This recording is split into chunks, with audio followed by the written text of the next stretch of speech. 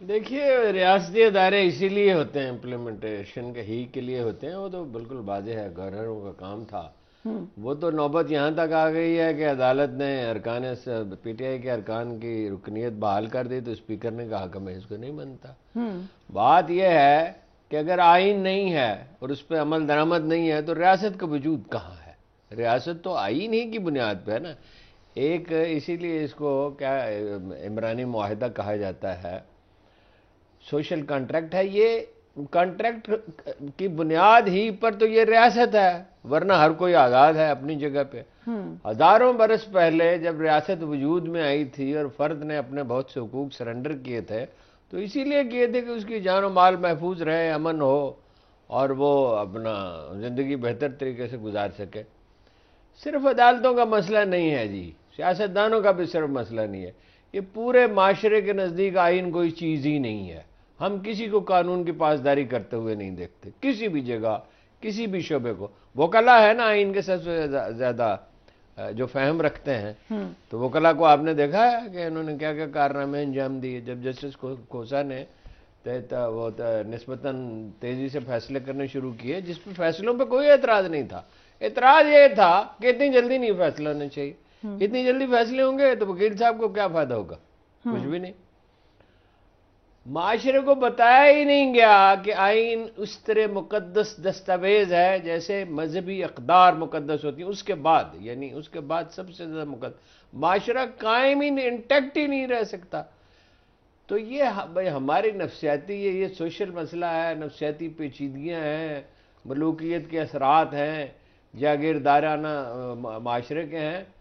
पहले दिन से जिस चीज़ पे लोगों को समझाया जाना चाहिए था, तमाम सियासी जमातों को, दानिश्वरों को, उलमा को, उलमा तो खैर अल्लाह के फजलो करम से अक्सरियत जो है वो कहती है आइन होता ही क्या है। हालांकि आइन ही सब कुछ होता है, और ये एक इस्लामी आइन है जी। कोई इस पर यह एतराज बारद नहीं हो सकता कि ये एक गैर इस्लामी आइन है। कौम को आइन की कोई परवाह नहीं। होता यह है जब तजादात इतने शदीद हो जाते हैं और लोग इसको ये पंजाबी मुहावरे में इज्जत और बेइज्जती का मसला समझते हैं। हालांकि ये बिल्कुल इज्जत और बेइज्जती का मसला नहीं है। आज एक जीतेगा, कल दूसरे जीतेगा। और हार जीत का मसला तो है हारून साहब, इट्स नॉट एज सिंपल। अभी राजनपुर का रिजल्ट आया है तो इतनी खुशी खुशी मान लेगी पीटीएम कि चले लेट्स गो इनटू इलेक्शन। वो नहीं कराना माननी चाहिए ना। देखिए ना, अलगोर क्या और उसका बुश का भी तो झगड़ा था ना। डोनाल्ड ट्रंप भी तो नहीं मानता था ना। दुनिया में कितनी जगह ऐसा होता है, इंडिया में तो मुस्तकिल होता है कि जी ये धांधली हुई है, ये गड़बड़ हुई है, वोट खरीदे जाते हैं। लेकिन अगर कोई ना कोई हद तो कायम करनी पड़ती है ना। अगर आप सुप्रीम कोर्ट का हुक्म भी नहीं मानते, इसमें तो जैसे भट्टी साहब ने कहा, कोई एम्बिग्विटी तो नहीं है कि 90 दिन में इलेक्शन होनी चाहिए। मगर आप अपनी मर्जी की मनमानी करने की कोशिश करते हैं। अगर ताकत से हुकूमत करनी है ठीक, तो फिर वो करेंगे जिनके पास ताकत है। ठीक है। यही 58 में हुआ, यही 68 में हुआ, यही 77 में हुआ, यही 99 में हुआ। फिर आप सियासतदानों को कौन पूछेगा? जिनके पास ताकत है, जिनको भी आप कह रहे हैं वो इलेक्शन में या किसी भी बात में बोलना चाहते हैं? नहीं बोलना चाहिए उन्हें। मतलब दुनिया में जितनी तरक्की हुई है, इल्मी तरक्की, माशी तरक्की, साइंसी तरक्की, वो अपना फौजी हुकूमतों में तो कहीं नहीं हुई। ठीक है, क्योंकि इंसानी जहन तो आजादी में काम कर सकता है ना, पाबंदियों में और जबर में तो जैसे अभी आजादी है अभी मगर आजादी का एक मुतालबा है, एक उसके साथ एक चीज जुड़ी हुई है, वो है डिसिप्लिन। राइट। यानी ये एक दफ्तर है, इसमें आपको आजादी है अपना प्रोग्राम करने की, लेकिन इसका एक डिसिप्लिन भी है ना जो हर कोई फॉलो करता है। फॉलो करता है तो अदारे चलते हैं। राइट। नहीं फॉलो करेंगे तो नहीं चलेंगे। ओके, चलिए, ये तो मैं भट्टी साहब से पूछ रही थी, अगर मैं डिसिप्लिन फॉलो ना करूं तो फिर क्या होगा भट्टी साहब उस दायरे इख्तियार के अंदर? इस सब पाकिस्तान में वो आजादी है, बट मोर देन दैट जो अभी हारून साहब ने बात की है, क्या इस वक्त मुक्तदर हल्के बिल्कुल न्यूट्रल हैं, इस साइड पर हैं और कोई उनकी तरफ कोई ख्वाहिश नहीं? नहायत अदब एहतराम से हारून साहब से नहायत अदब, मैं तो अभी तक सीख रहा हूं। इस मुल्क में कौन सा न्यूट्रल है? अगर उनकी हमायत ना हो पसे पर्दा इस 13 जमातों कमजोर बांझ हुकूमत को, ये इतने जुल्मों सितम कर सकती है? इतनी जुर्रत है इनकी? हारून साहब मुझसे बहुत बेहतर जानते हैं, लेकिन मैं भी इनको बरतानिया दौर का जानता हूं। इनकी तो पैदाइश से औला के गमले से हुई। लाडला इमरान खान लो भाई 70 मुकदमे करा दिए आपने उस पर, कातलाना हमला करा दिया, 4 गोलियों के बाद 4 पेशियां, 4 अदालतें आज इस्लामाबाद से लाहौर आते हुए, लाहौर से इस्लामाबाद पीछे उसकी हम कर दी। अब मरियम नवाज किसको डिक्टेशन दे रही है कि पहले मेरे बाप को बेगुनाह करो। वो साकिब निसार, आसिफ सईद खोसा साहब का नाम लेके, सिटिंग 2 जस्टिस साहबान का नाम लेके, वो तो आइन से बाला है। आपको किसने कह दिया वो आइन की परवाह है इन मुस्लिम लीग नून वालों को? सुप्रीम कोर्ट में हमला मैंने किया था, मुशर्रफ से डील मैंने की थी, कमर जुवेद बाजवा ने एनआरओ मुझे दिया था, मुल्क से मुझे भगाया था इन्होंने। अस्पताल में जब नवाज शरीफ साहब थे तो उन्होंने कहा मुझे इस बाथरूम की टाइलें पसंद नहीं आ रही।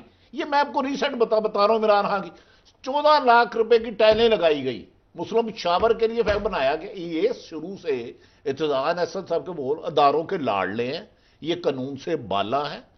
अगर आइन की पासदारी शुरू से हमारे ताकतवर हल्के करते तो आज जमहूरियत भी मजबूत होती, अदलिया भी मजबूत होती, अवाम भी मजबूत होती।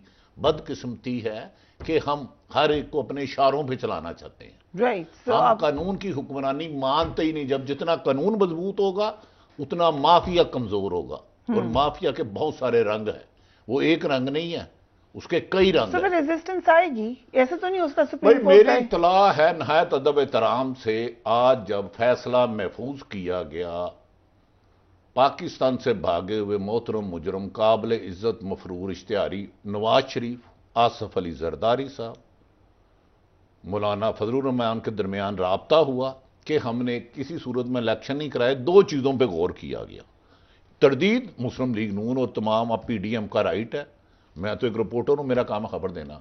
यहां हम इलेक्शन कमीशन उस वक्त रिजाइन दे देगा, बहुत मजबूरी आई, तो यहां गवर्नर इलेक्शन वो किसी सूरत में मौजूदा हालात में बादियुल नजर में इमरान खान का मुकाबला करने से भाग रही है। लेकिन कब तक नहीं करवाएंगे इलेक्शन?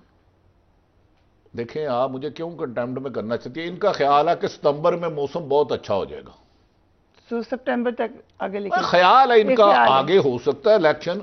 सुप्रीम कोर्ट ना सिर्फ हुक्म दे, क्योंकि सुप्रीम कोर्ट का हुक्म हारून साहब की 100% है, अगर ये नहीं मानेंगे तो कत्लो गारत हो जाएगी, अनारगी हो जाएगी। इवन के पीपल्स पार्टी बहुत मजबूत थी, आसफ अली जरदारी साहब प्रेसिडेंट थे, यूसुफ रजा गिलानी ने सुप्रीम कोर्ट के हुक्म पर लेटर नहीं लिखा स्विस कोर्ट्स को, तो उन्हें घर जाना पड़ा। यही नवाज शरीफ मोहतरम साहब करना पड़े। लेकिन जब आपको पीछे से कुछ सपोर्ट हो और वो कहे मुन्ने भाई लगे रहो, तो फिर मुन्ना भाई लगा रहता है। मुझे अदरवाइज मैं इससे ज्यादा कुछ नहीं कहूंगा। मुझे तो लग रहा है 10 महीने में पीडीएम की हुकूमत ने अपने अरबों रुपए के केस खत्म किए, और पीटीआई पूरे पाकिस्तान की सबसे करप्ट जमात है, सैकड़ों मुकदमा दर्ज कर दिए। आज भी आपने दहशतगर्दी कर दिया, आपने बगावत का मुकदमा दहशतगर्दी का मजाक बना लिया। क्या मेरे जिस्म में जो खून है उसमें मुल्क दुश्मनी की बू आ रही है? मेरा शहीद अरशद शरीफ मार दिया आपने।